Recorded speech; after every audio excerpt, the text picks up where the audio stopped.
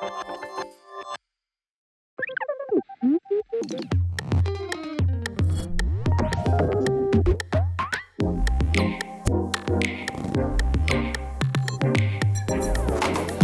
everyone. Welcome back. Let me just reintroduce myself. I am Natasha. I'm a product designer on the FigJam team. Whether you're in person or joining in virtually, I hope you had a great break, catch up with a few friends, maybe make new friends. It's always a good time here. We literally have also hundreds of Figma employees around here today wearing the blue config t-shirt, so if you have any questions, please reach out to them. They'll be able to help you out. If you're also joining on virtual, we also have Figmates also in the chat, so if you ever need any help, please also just let them know in the chat and they'll help you there. This next session, we actually have our FigJam champion, Kaitie Chambers, here at Figma, also Andrew Hogan, Insights lead at Figma, here to share you a little bit more about how the ways of working and collaborating are changing, and so should the way that you collaborate online. Through both storytelling and live demos, you will walk away with more practical steps and inspiration to improve the way that you jam. And with that, I have one question to pose you all. Are you working or are you jamming? So please welcome to the stage, Andrew and Kaitie.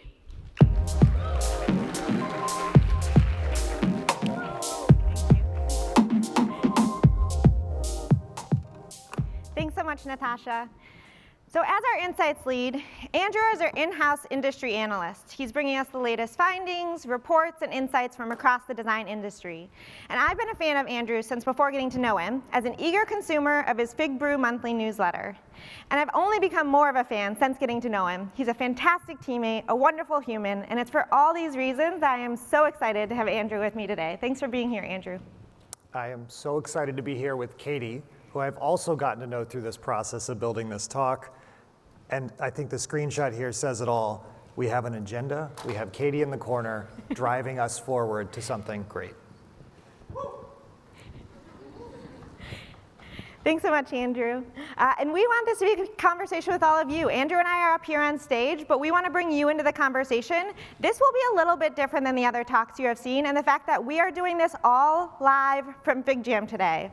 We are in a FigJam board right now. We have folks that you will see around the board. We have Bernie. I love Bernie. Thanks for being here. We have Mal on the board. We have lots of folks joining us, both virtually and here in the room, that are also on the board today, and we want to bring your questions in the conversation. So if you go to figma.com/config-2023-FigJamming, you'll see a form where you can submit your questions. We have a team that's going to be bringing those questions into our board today. So if you have thoughts, you have questions, you have feedback, you have ideas that you want to share, go ahead and fill that out. You can take a picture of it. We'll have it at the bottom of the screen and several of our slides here. Bring those into the conversation. You might not have questions now, maybe you do, but you might have them later. So bring this up anytime and bring those into the board with us here. With that, are we ready to get started? Who's excited? Let's see any reactions here. Patrick's ready, we're ready, let's go. Thank you all. Andrew, let's get going. So, we're gonna kick it off with a quick story. So we've been doing this research into how work has changed, how people are doing work now, what are they appreciating, what are they struggling with. And this story really stuck out at me from an engineering manager at a software company.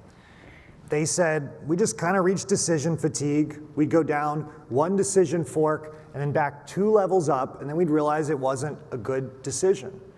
But that same person described another process where they had an embedded user experience researcher working closely with design, a product lead setting the roadmap, an engineering lead coming in early and often.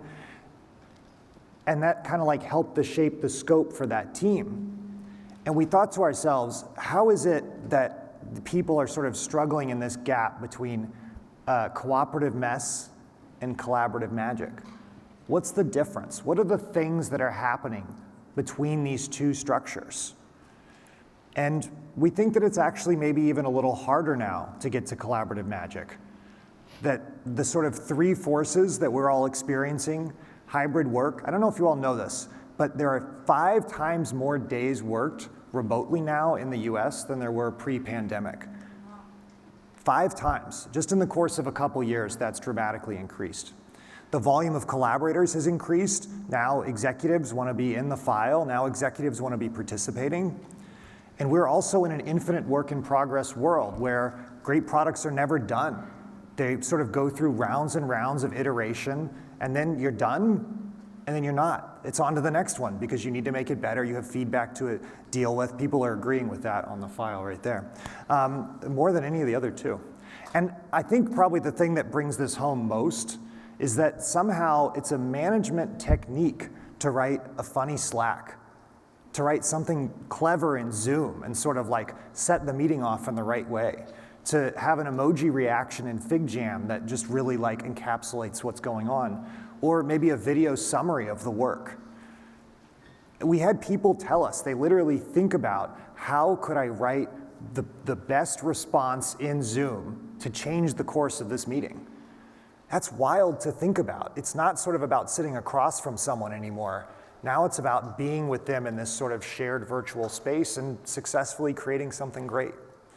So we're excited to share with you how we think you might be able to approach this a little differently and deal with some of these challenges in FigJam. And the question becomes, are you more often creating cooperative mess or collaborative magic with your team? And at Figma, we like to sometimes call this collaborative magic jamming. And my teammate, Corey Lee, had a great alternative phrasing of this question when he asked, are you just working or are you jamming? And so I want to tell you a quick story about my first jam. Now, early on in my career, I loved going to meetings. I was that girl who liked being in the meeting, liked sitting around the table with my teammates, getting to know them. But if I'm being honest, they were pretty bad. They were boring. It was one person sitting at the front, usually talking. Most of the tenured teammates were completely zoned out. But I was craving that connection with my team. And I was always hoping for something a little bit more. And it wasn't until I started at Asana, was invited to my first brainstorm.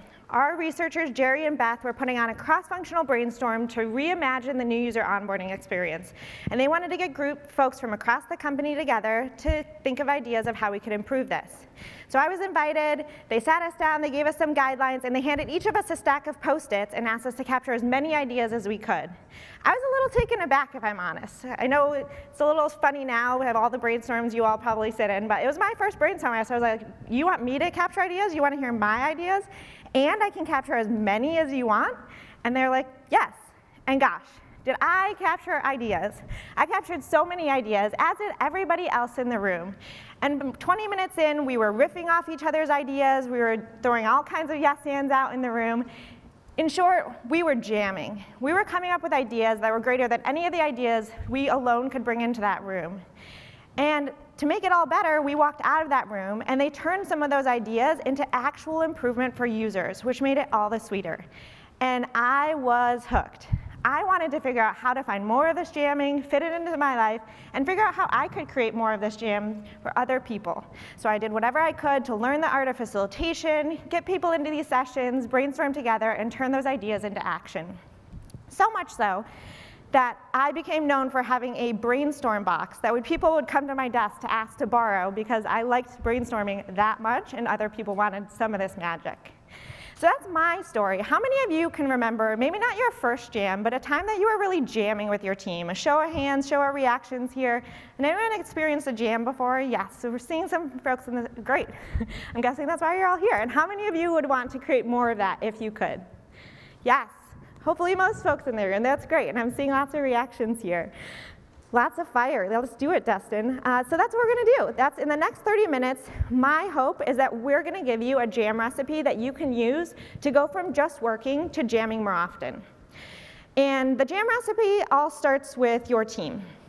And as Adrian was talking about, there's a lot more collaborators involved today. So your team might be your functional team, like I'm on the marketing team, the designer advocate team, but it could also be your cross-functional team, like I'm a part of the FigJam team, and more specifically, the engagement team on the FigJam team, and I love that team. I get to work with cross-functionally with product and engineers and designers, and it's fantastic. That's another team that I have to think about. And then I have to think about the organizational team. So this could be a group of leads or a group of managers that are specifically focused on a certain part of the organization. And for each of these teams, it's important to think about shaping the mindsets by building relationships, culture, and a sense of belonging with your teammates. So that's the first layer of our jam recipe, is shaping these mindsets across each of the teams that you work with.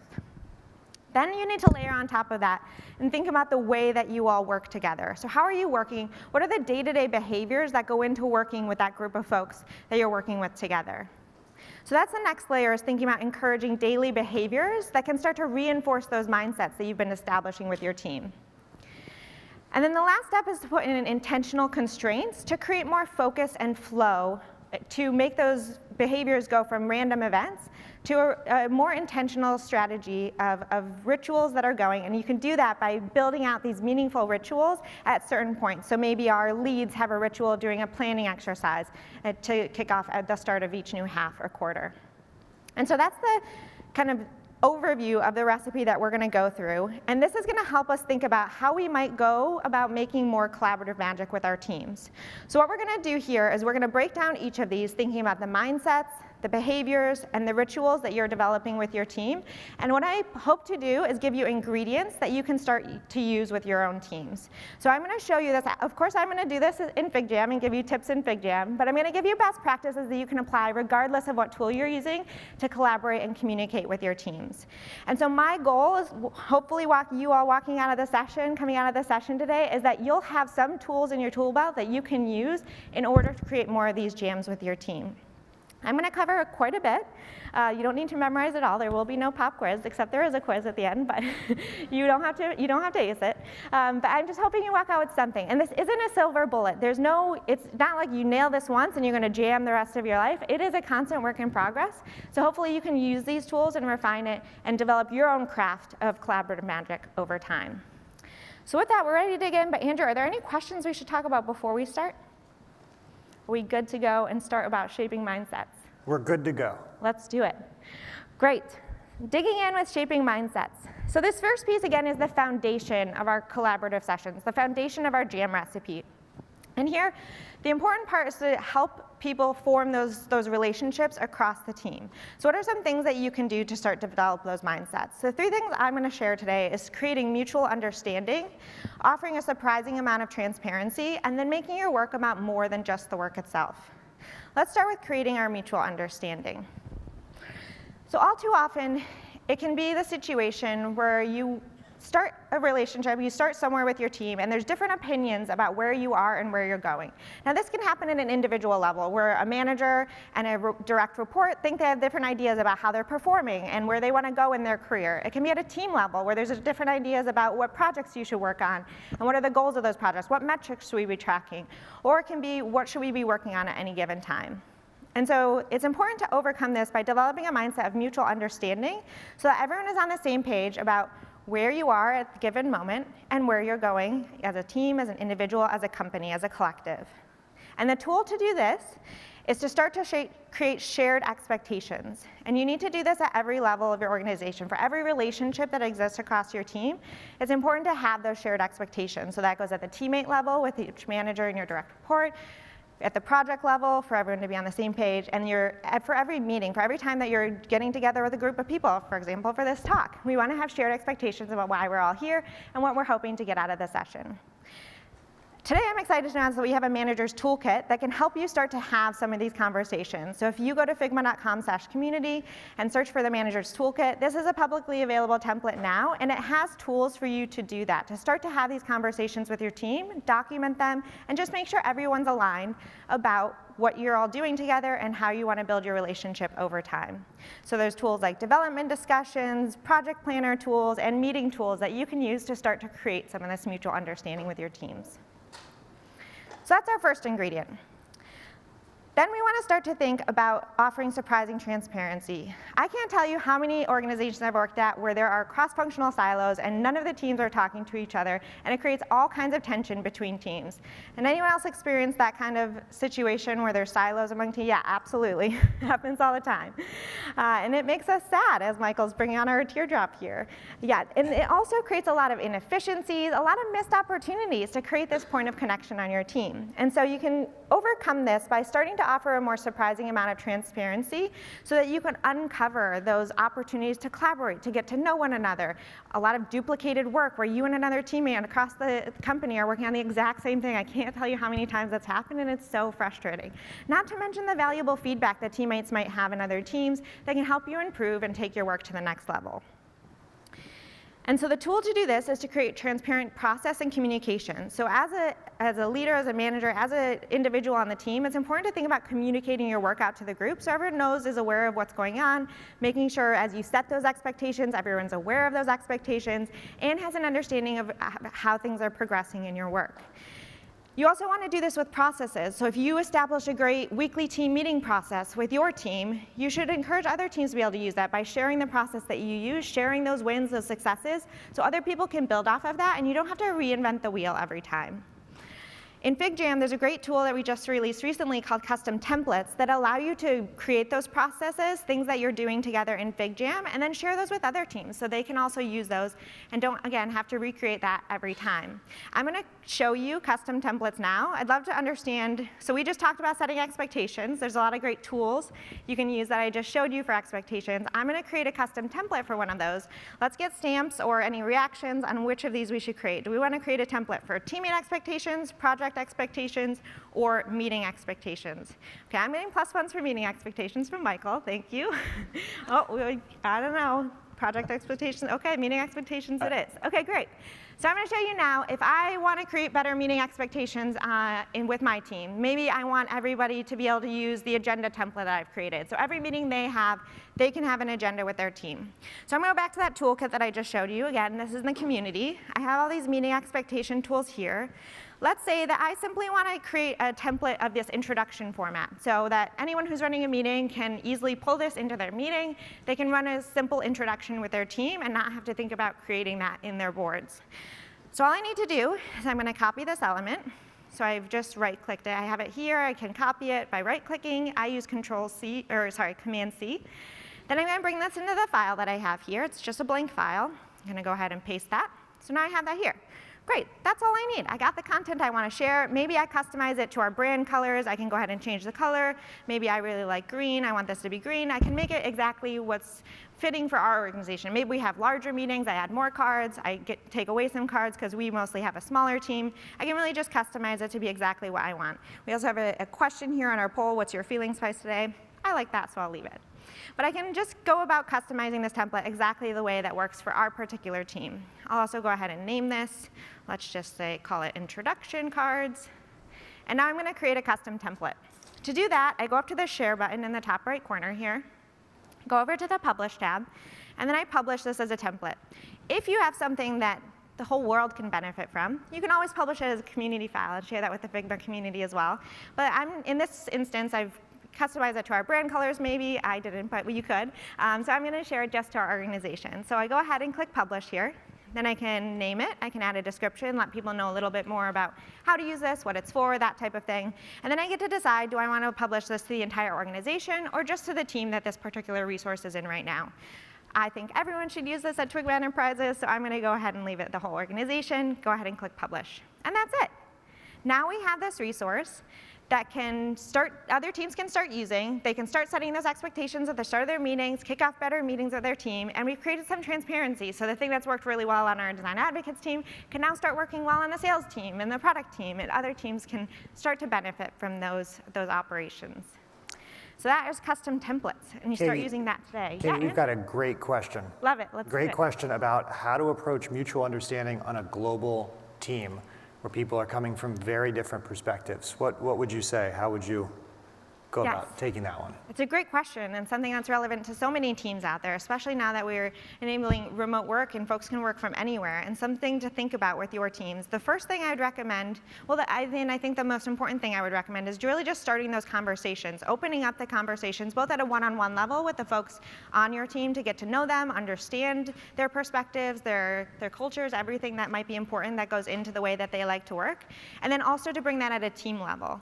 Also, as you're thinking about running meetings with folks in a remote environment, it's important to think about the experience of all the teammates in the particular collaboration. So if you have a meeting where some folks are in person and some are remote, be cognizant of things like where the camera is situated. Make sure you're talking to them. Make space for everyone in the conversation. So don't let the people in the room kind of take over a conversation. Make sure you're making space for people that might be remote. Like we have our folks in our board here today. Want to bring them into the conversation so that it really feels like a collective and not kind of one group versus another. Any other ideas you might share, Andrew? I think we're going to talk a little bit more later about alignment scales and other techniques to sort of create these kinds of behaviors where you start to understand where there might be misalignment and kind of make it open for people of different kinds of participatory, I don't know, perspectives to jump in. So we'll go through some behaviors and some rituals as well. Yes, absolutely. We'll get to intentional spaces, which I think will be great for that in just a minute. But great question. Thanks to whoever submitted that for bringing that in here. I'm going to move on to our third and final mindset. So these are kind of the foundational elements here. And the third one to think about, and one of my favorites, is making work about more than work. So when I first started out as a program manager, we were still working in an office, but I was the only one in that role, and I kind of felt like I was on an island. I didn't have anyone to kind of riff off of, to fill in for me, to kind of vent about things that were going wrong. And in today's remote environment, as Andrew was mentioning, it's a lot different now, and it can feel easy to get isolated when you're sitting behind a computer all day. And so I would encourage you to start to build more connection with your team in order to build those bridges. I'm not sure if anyone had a chance to go to Andrew Schmidt's talk yesterday, the Dying Days of Delightful Software. It was fantastic. Definitely check out the recording. But he argued that delightful software can allow for the humanity to shine through. And I want to advocate to bring that into our work as well. We should let the humanity shine through. It helps everyone feel seen, feel valued, and really feel like they belong to a part of a team. And so the tool that you can use to do this is to start to make time for connection, celebration, and fun with your teammates. We have another toolkit for you if one wasn't enough. If you go to figma.com/community and search for the team building toolkit, this is another toolkit that we're releasing here that has resources for you to do each of those. So it has activities at the top for you to form connection, to celebrate, and to have fun. So for example, create user manuals with your team. A great exercise in order to understand how people like to communicate and how they like to collaborate with one another. There's celebrations where you can create cards for one another, and some opportunities for you to have fun with your team on a regular basis. And I actually have a surprise demo that Andrew doesn't know about. But I'm going to demonstrate one of the quick, fun, and easy ways that we do this here at Figma. In the fact that I'm going to show you two cards that we've created. So Mal Dean is one of our designer advocates, and Mal helped cover for me when I was out on maternity leave recently, having second daughter Ivy, and she covered for me for that, and she also has done a lot of work in getting Andrew and I ready for this talk, so I wanted to create a quick thank you card for her. So let me show you here. We have a thank you card for Mal. So we just got together, had a bunch of our teammates that work with Mal, whether it's our product manager from the FigJam team, Mahika, or we have one of our DAs, Louis, saying, Mallory! Or we have one of our sales reps here, Mikey, saying, Mal, we appreciate your help with this demo. You've taught me how to fish through your demo skills, which is something Mal does every day. She helps out the team, she helps all of us, and she's just a fantastic person. So Mal, wherever you are, I'm not sure, I think you're here somewhere. Thank you. Thank you, Mal. And I'm going to share this card with Mal. And it's that easy to show recognition for your teammates, celebrate them, and bring that in using something like FigJam. It's very easy to create cards like this where you just have everyone add a sticky, add some stickers, add a photo.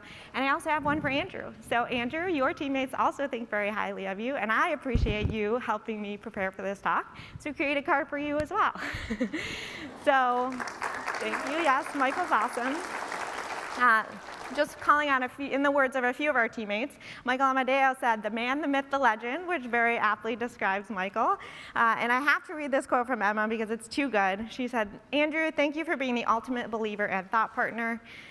You always come with a pragmatic approach to every problem and listen to your collaborators. Ah, yes, good people. And Andrew is good people. Let's give a round of applause to Andrew. Yes. So I'm going to share this card with Andrew.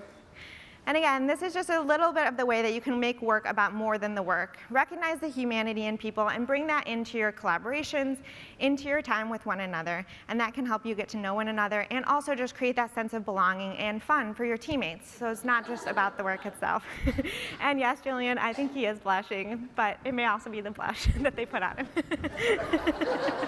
They did, true story. They put the, yeah, anyway, it's a whole thing.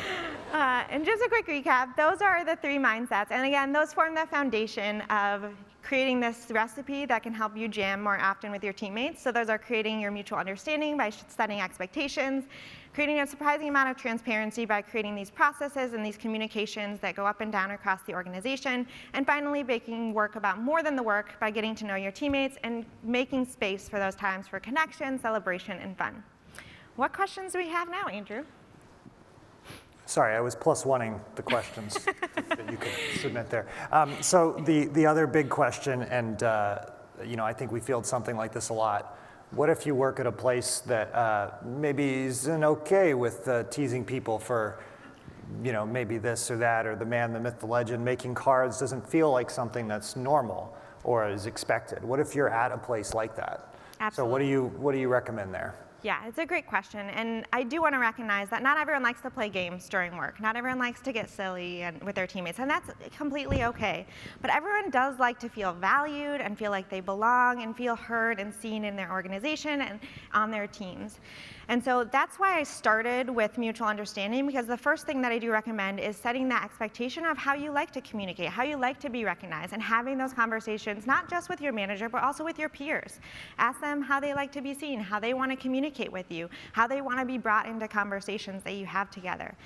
And then also, we'll talk in a minute about intentional spaces, but creating those inclusive environments where everyone can come to the conversation in the way that feels appropriate to them. And also, I would recommend that this takes time. It's not going to happen overnight. You can't just have one conversation with someone and expect to be best friends and make them feel valued and have them have fun in your conversations. Just work on it over time. Work on building authentic connections with your teammates, and then over time, hopefully, you can understand what they like and bring some more of that kind of fun and silliness into the conversations. Andrew, anything else you might add? I like birthday cards as sort of an entry point. Everybody likes to get a birthday card. Everybody likes to, celebrate other people. So if you think you can get away with a birthday card, try that one first. Yes. Everyone has birthdays, and everyone might not want to have a big party where they're put up in front of everyone, but when you make it a card that you can just send someone, they can celebrate in the comfort of their own home if they want. Great. So with that, we will move on. We can bring up any other questions about mindsets at the end if you have a burning question you want to get to. But with that, let's move on to behaviors. So once you've established this foundational level of the mindsets with your team, then you want to start to think about what are the behaviors that you can encourage on a regular basis in order to reinforce those mindsets that you've established. And here, I want you to think about breaking the mold of the way that you do things today and start to think outside the box. And the three things I'm going to talk about are creating intentional spaces, sharing before you're ready, and then showing up and engaging with your team. Let's start with intentional spaces. And we've talked about this a little bit already, but a key thing to know here is that people are going to disengage when they are bored, uncomfortable, or they don't care.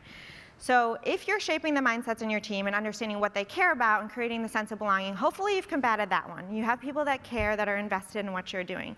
So now you need to start thinking about how do we keep people interested? How do I make them comfortable to engage and collaborate with one another in the spaces that we have? The other thing that I want to mention here builds on Rye Reed's talk yesterday. So I'm not sure if you saw this. They gave a great talk about content design yesterday. And they were talking about how their mentor gave them feedback about how a doc might not be the most effective way to communicate things because they were sending out these incredible docs and they were very thoughtful, intentional, had all the right words in there, but they were just getting crickets. No one was responding to them. And I don't know if you all have experience, but I've gone into meetings where I think I have a great presentation and you ask questions, you have activities, and no one does anything, and you just get crickets. It's painful. So I want to encourage you to think outside the box. Rye talked about how they decided to make things more visual, and that brought in their collaborators, brought in that feedback that they needed. So for your meetings, I want to encourage you to do the same thing. I see our poll is being filled out here, which people use for meetings. I think this is a biased sample because we have a lot of people using FigJam, it looks like. But docs also for meetings, of course, are very popular. Never going back, glad to hear that. Because the tip here is to start getting people out of that bored mindset through static things like docs and slides, and bring people into spaces that are more visual, more interactive, and more inclusive to get your group engaged. Now, for things like the content that Rye was talking about, they ended up kind of putting together a quick prototype and sending that out in a more visual format. That's a great way to get people responding to things, get people engaged, give people a vision for what you're talking about. And we are hosting a meeting. I want to encourage you to start thinking outside of docs and slides, which are more static, and start thinking about ways that you can bring your team, bring your teammates, your collaborators into the conversation. I am, of course, biased, but I think FigJam is a fantastic tool to do this. In every meeting, there's an opportunity to do this. But there's also things that you can do to create those intentional spaces, even within a tool like FigJam. So the first thing is setting colors. You can create colors just to make things, again, more visual, more inviting, and reflect your own unique style. So for any element you have here in FigJam, you can click on it and you can change the color here. We also have custom colors, so if I want to make this the color of our stickies here, I can do that. You can bring in your brand colors, for example, again. Adding stickers is a fun way. We've seen lots of stickers that our wonderful jammers are bringing in here. But stickers you can find down here on the toolbar, and you can find stickers for all kinds of things. So if you want to bring in a star sticker, which is what I just had there, you can search for that and bring that on the board here. Lots of stickers being added. And again, it just adds a little bit of fun, a little bit of visual elements to your boards or your collaborations. And then face stamps are a great way to bring in and attribute things to your teammates, recognize them for their work, and also just call out people. And you can bring those face stamps into the board here, and then you can also change those face stamps. You can do that with the stamp wheel if you use your keyboard shortcut E, and then bring in your own face stamp, and then you can change that to anyone else on your team. So if I wanted to change this to Andrew, and just to bring him in if he's not here already, we have him right here. So those are a few tools that you can use to kind of set the stage on the boards and the jams that you're doing. And then a few other tools that you can use in your collaborations to keep your group kind of navigating with you. Sections are a great way to kind of navigate the conversation, and you can create links to certain sections by copying those. You can also group certain elements, and you can do things like showing and hiding if you want certain elements to kind of remain hidden for a while or lock certain things. You can do that there. The timer is a great tool up in the top left bar here, just to set a certain amount of time for activities you might be doing, and then you can also, of course, set some tunes on to provide some background music, ambiance for your conversations. And then the most important thing that I think you can do to create those intentional spaces, back to Andrew's question earlier, or one of your questions earlier about the remote team, is interactivity. Creating ways for your group to interact in different capacities. So maybe it's putting stickies on the board. Maybe it's reacting to things with stamps. There's also a ton of widgets that can bring in this interactivity. We've seen the photo booth widget a few times, but this is the alignment scale that Andrew was mentioning earlier. It's a great way just to get a pulse check, a temperature check from folks in the room without providing too much pressure on them. So if you have someone that's a little more introverted or doesn't like to speak up as much, an alignment scale is a great option to create spaces for them to still provide input without putting too much pressure on them. So we can see how interactive our meetings are today, and then we can always reveal our results. And we have, let's see, Dustin is feeling like his meetings are a little less interactive, so maybe I might pull Dustin into that conversation and ask him for a little bit more context.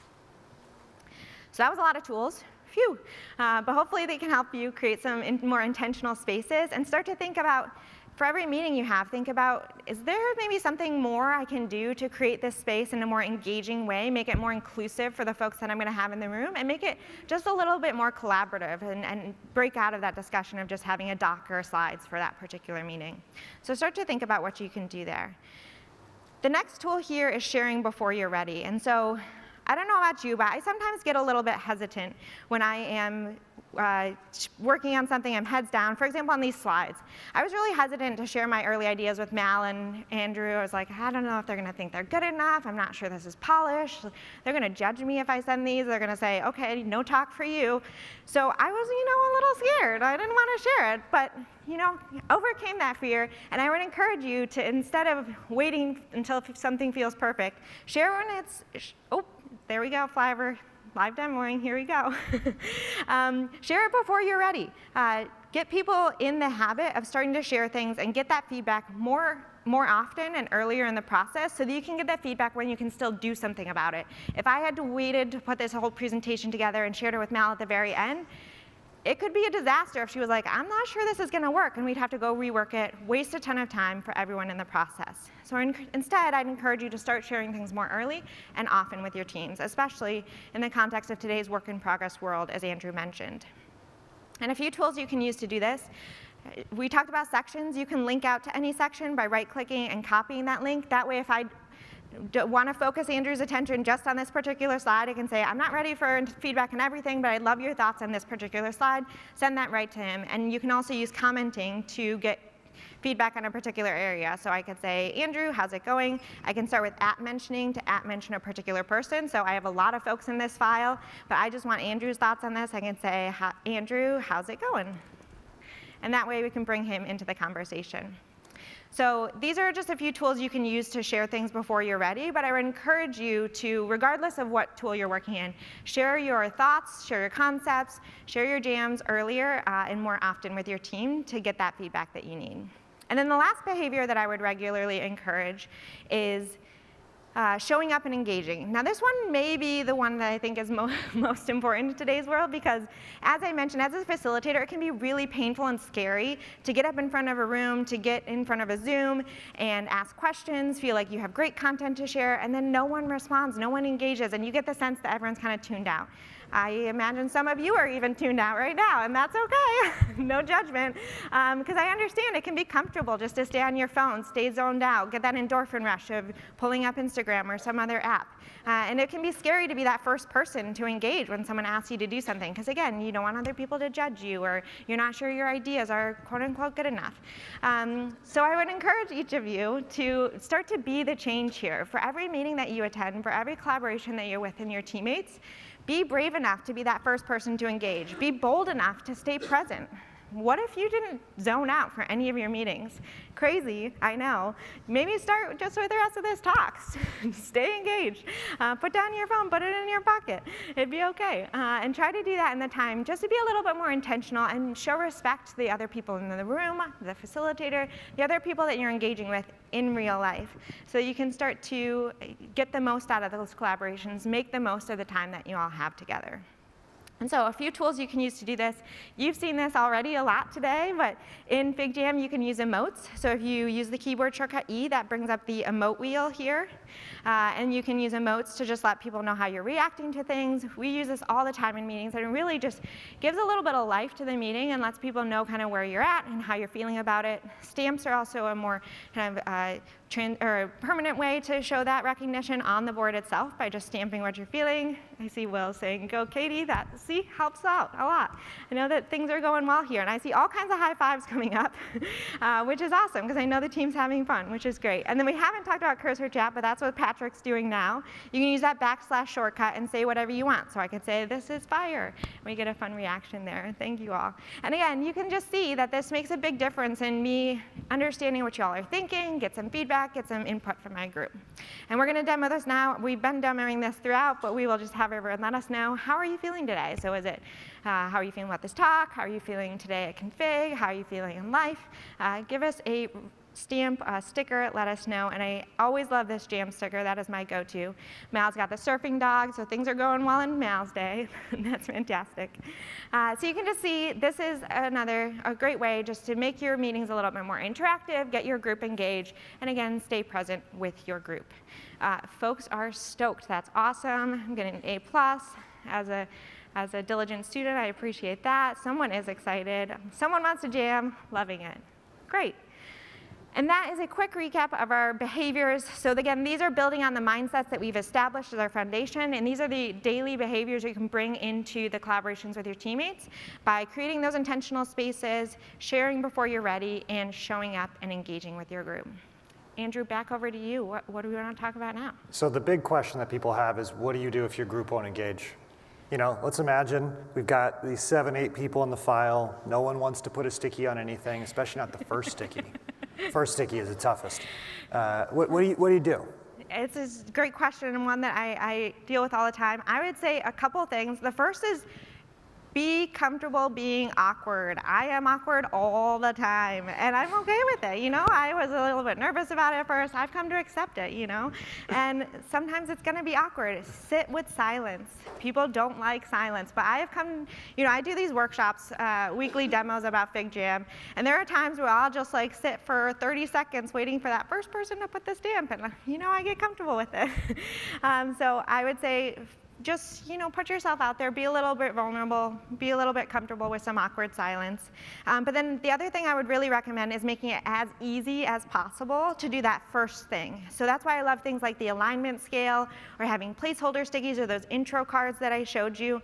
Those are great ways where it's just a one-click option for people to engage. So it reduces the pressure, reduces that entry point, and as soon as they do that first thing, then they might be more likely to do another thing and another thing. And as you see the momentum build, those other people coming in, it becomes easier and easier for every other person to start to interact with what's going on. Anything you might add? So I certainly think that it makes, you really have to design the experience and then also be willing to sit with pauses and silence and other things like that. And then even maybe point out that someone maybe hasn't added anything in a little bit, or that there's an empty row or something like that. Yeah. So the other big question I want to address, I think many of us work in an environment where there might be 30 people in one room or 50 people in one room, and multiple 5, 10, 15, 20, maybe even 100, 150 people distributed. Yeah.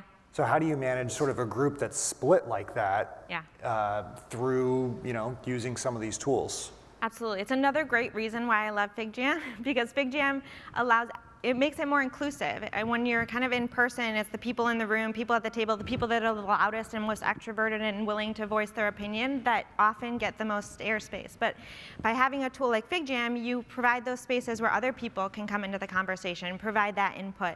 And you can hear those voices and bring in ideas that may not have been voiced and may have never been brought into the conversation before. So a tool like FigJam can really open up a lot of possibility there. And then also being intentional about how you're designing that. So creating activities where you're getting the input that you need for your specific goals of that particular collaboration. So thinking about how you're going to design that activity to get everyone engaged and get the input that you need. Anything else you might add? I think one of the other big things to think about is how to split up the time that you have with that group. You potentially might want to have a session that is more of a standard presentation, and then also have a portion of the session where people maybe pull their computers out and start voting emoji reactions, something like that, depending on the makeup of the group. But splitting it out and thinking really intentionally. Such a great point. And another reason why an agenda is so important. So we have that in our manager's toolkit, recommend having that at the beginning. But I'm also realizing that we are getting low on time. I tend to ramble, so we're going to keep going and talk very quickly about rituals. So rituals are what help you provide that intentional constraint that allows the team to focus a little bit more as you're building on these behaviors and shaping these mindsets. And here at Figma, we think a lot about the product development process of brainstorm, design, and build. And there are very great rituals that happen at each of these steps. Brainstorms, design crits, bug bashes, but we know this is a collaborative process. In today's work in progress world, we're constantly iterating and collaborating, and this goes around and around. And so today, I quickly want to touch on 3 higher level rituals that you can use for any collaboration that you're doing. Strong beginnings, making time to reflect, and then making meaning. Starting with strong beginnings, so if you don't have context and you get dropped into something, it can create a lot of thrash. So this could be getting dropped into a job, getting dropped in the middle of a project, or having a meeting where you just start talking and no one sets the context of why are you there and what are you trying to discuss. So I encourage you, for every beginning of every relationship, whether it's the start of a new, when you start a new job, you bring on a new teammate, start of a project, or the start of a meeting, give your teammates the right introductions, guidelines, and context that they need to thrive in that particular collaboration. Some tools you can use to do this at the start of things like meetings, having an opportunity to have icebreakers, and this doesn't need to be your cheesy icebreakers. It could be as simple as just letting everyone introduce themselves and let them know their name and their role, for example, giving people space to understand who's all together. Then doing what we were just talking about of starting your agenda. So tables are a great way to do that in FigJam, and you can access tables here, add those. Great way to provide some structure, and then adding context with things like graphs. So that's a way that you can start strong beginnings, and that's a ritual I recommend thinking about at the start of any new collaboration that you're doing with your team. At the other end of the spectrum, making time to reflect. It can be really tempting to move from one thing to the next, but I encourage you instead to make time to think, reflect, and celebrate, gather the learnings, so that you can then build on what you're doing from one thing to the next. And this goes from anything, from a project to project, or from meeting to meeting. It can be tempting to have those back-to-back, but instead make some space for yourself. And so here, the tools you can use are things like the alignment scale, again, to get a temperature check of how you did. There is a quiz. I promised a quiz, so we have a quiz here. There's a great quiz widget that you can use in order to check for understanding with your team. Ask people what's important for jamming, and then you can let me know how you're feeling about this. And again, data to let people know the results of what you did and how you performed together. So those are the tools for reflection. And then our last ritual here is making meaning. And I can't tell you my flyovers here. I can't tell you how many kind of ideas die on Post-its. So here I encourage you to make time to synthesize and bring the ideas and opportunities out of your brainstorms. And so here the tools you can use are things like voting. I'm going to start a quick vote for our group to vote on the mindsets, rituals, and behaviors that we talked about. Voting you can access in the top left corner here. We'll start that vote and hopefully end it before we end here. And then there's integrations that you can use like Jira, Linear, and Asana to turn your ideas into action at the end. So we have a vote here. Which of these resonated the most? Our mindsets, our behaviors, or our rituals? Let us know. I'm always a fan of the mindsets, so I'll vote for that one. And I see some votes coming in here. While we're doing that, we're going to quickly wrap up. Those were our rituals. I went over them very fast. But again, for any collaboration that you're doing, I recommend thinking about the rituals that you have for the beginning, making space at the end to reflect, and then making meaning over time. And to quickly recap, so we talked about these ingredients. Again, I'm not expecting that you'll memorize all of these. I'm really hoping you walk out of here with these tools that you can then use to go from just working to jamming more often with your team. And we recommend doing all of this in FigJam, of course. It's a great tool to collaborate with your team. I also introduced our Manager's Toolkit and our Team Building Toolkit. Wanted to give a shout out to 2 other tools that we have here. The Doodle Library is a resource on the community by Adi Ben-Hur, and that is something that I use to create the illustrations for this presentation. I'd recommend you try using that as well. And then the Flyover widget by Emin is a great resource created that I use to show the presentation and go from one slide to the next. And at the end of the day, the question becomes, are you just working or are you jamming? And if you're just working, I encourage you to start thinking about the mindsets, behaviors, and rituals on your team so you can start jamming more often. With that, let's make collaborative magic. Let's jam. Thank you all for coming.